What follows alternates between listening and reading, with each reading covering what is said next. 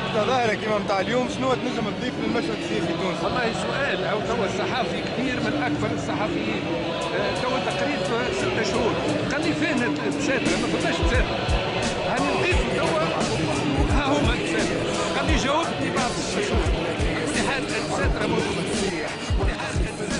عين الدمعة دمعة نبات تشيح خمسة بالكرتوش وما نموتش عصفور جريح خفور تاع هي مساهمة في إحياء ذكرى واستخلاص العبر منه للمستقبل، للفترة الراهنة والمستقبلية اللي هي فترة حزيت مفشخة عايشها زيت التلفين في الوطن يمشي فيها الكلب الحي مش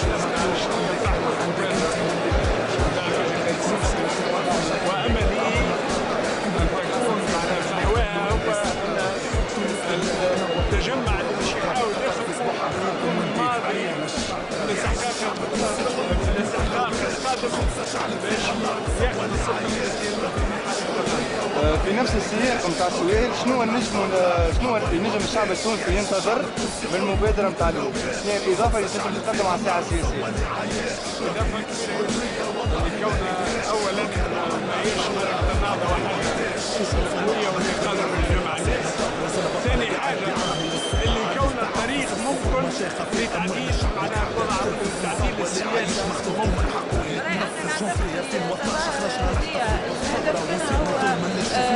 توعية الأوساط السياسية وطلب منهم أنهم يتحملوا مسؤوليتهم في المرحلة الراهنة. نعتبروا اللي النداء هذايا وقت اللي يجي من شخصية بيتسامت السي باشا قايس سبسي ممكن يحرك الضمائر ويحرك المسؤوليات، لكن ننتظر منها بعد ذلك أنه يقع الهيكلة بصفة جدية للمشاريع السياسية المختلفة باش يكون فما مشهد سياسي متزن متوازن وفي نفس الوقت متكامل اللي تونسي يلقى فيه الانفعال.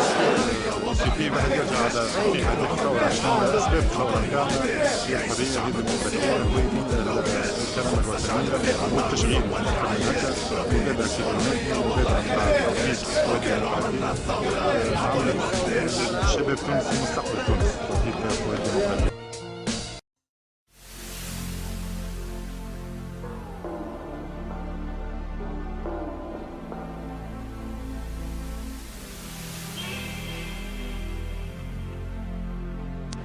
فلا بد في تصورنا أن يعزز الدستور انتماء تونس العربي، وأن نعكس بذلك لنعكس محاكاة شعبنا بصياغة الدستور يحترم المرجعية التشريعية على نحو لا يناقض ثوابت القرآن الكريم والسنة النبوية الشريفة.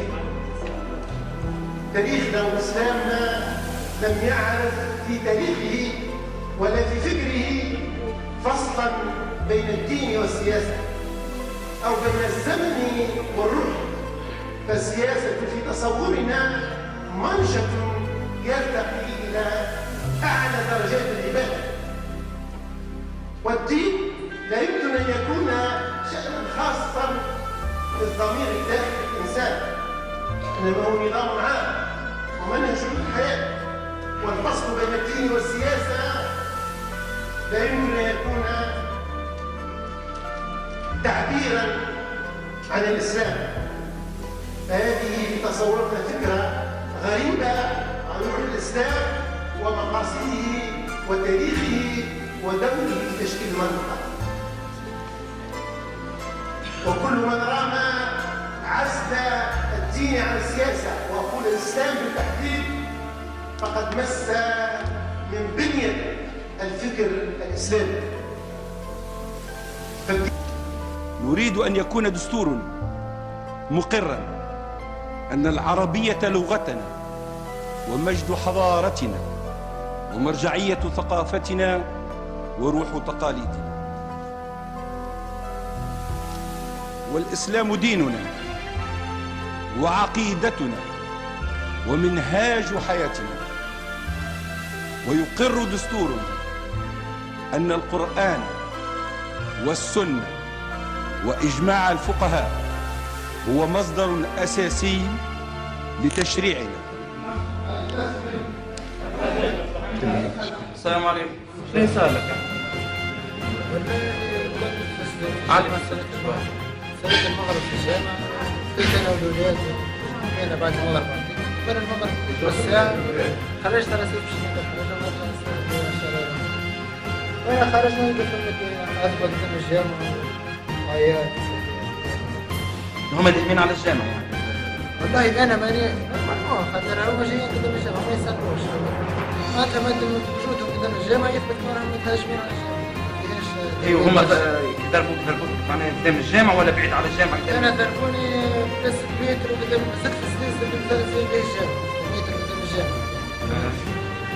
ضربوني جاني في المشكون هذا ربي شيخ التاكسي، التاكسي راني شاف الدم وكذا في وجهي هرب التاكسي غاديك ضربني بالضرب كده خفيف ضربة في يدي. ليش تشتغل هنا؟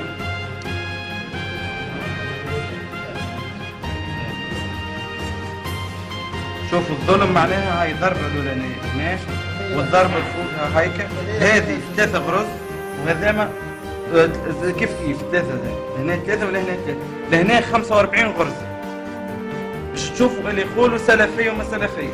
ها التهجم على السلفية